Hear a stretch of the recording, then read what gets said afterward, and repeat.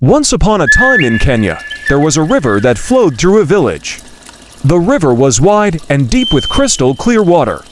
All the people in the village depended on the river for their daily needs, such as drinking, cooking, cleaning, and for their crops. But the river was selfish. It never wanted to share its water with anyone. One day, a woman from the village went to the river to get water. She dipped her container into the river and started filling it up. But as she was filling up her container, the river began to shake. The woman got scared and asked the river, "Why are you shaking? Are you angry about me taking some of your water?"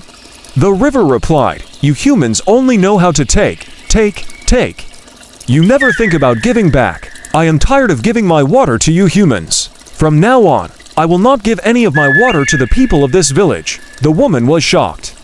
She couldn't believe that the river would stop giving them water. She said, "But we need water to survive.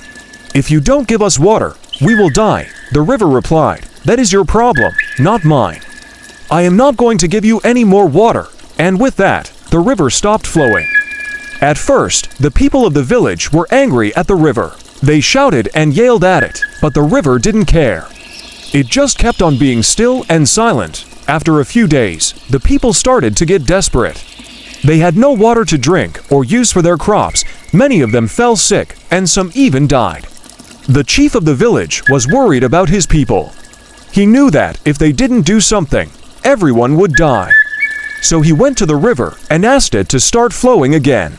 The river replied, "I will not start flowing until you give me something in return." The chief agreed and asked, "What do you want?" The river said, "I want you to bring me a necklace made out of gold." The chief was shocked.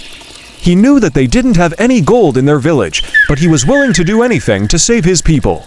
So he said, "Okay, I will bring you the necklace." And with that, the chief went away. He went to the neighboring villages, but they didn't have any gold either. He was about to give up when he met an old woman. The old woman asked him, "Why are you so sad?" The chief told her everything that had happened. The old woman said, "Don't worry, I can help you." The old woman took the chief to a secret place where she showed him some gold. She said, "Here is some gold. Take it to the river and make a necklace out of it." The chief thanked the old woman and ran to the river as fast as he could. When the river saw the necklace, it was very happy. It said, "You have given me the most precious gift, a necklace made out of pure gold. From now on, I will flow again and give water to your people." And with that, the river started to flow again. Everyone in the village was so happy. They danced and sang and celebrated. The chief went to the river every day to make sure that it was keeping its promise. And it did. The river flowed and gave water to everyone who needed it. One day, the chief was dipping water from the river using a small container. The river asked, "Why are you taking so little water? Do you think I won't be able to give you more?" The chief replied, "No, it's not that. I'm just trying to understand why you stopped flowing in the first place. You had so much water. Why did you stop flowing?" The river said, "It's because I was selfish. I didn't want to share my water with anyone. I thought that I would have more water if I didn't give any to you humans. But I was wrong. By not sharing my water, I ended up having no water. If we share what we have, all of us will have enough. But when we try to hold on to what we have, we end up losing it all. I am happy that you reminded me of this lesson, Chief. Thank you." The chief was surprised. He couldn't believe that the river was talking to him. He said, "You're welcome. I'm just glad that you're flowing again and that my people have water." The river smiled and said, "Of course, I'll flow. After all, I'm a river. It's my job to flow and give water to those who need it. Besides, I don't like being selfish. I like making people happy. And by giving you water, I know that I've done something good that day." The chief was moved by the river's words. He realized that the river wasn't just a body of water.